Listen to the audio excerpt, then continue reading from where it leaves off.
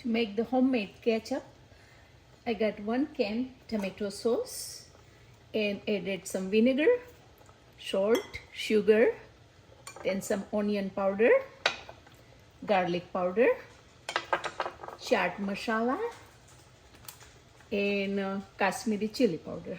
And I'm gonna let it cook.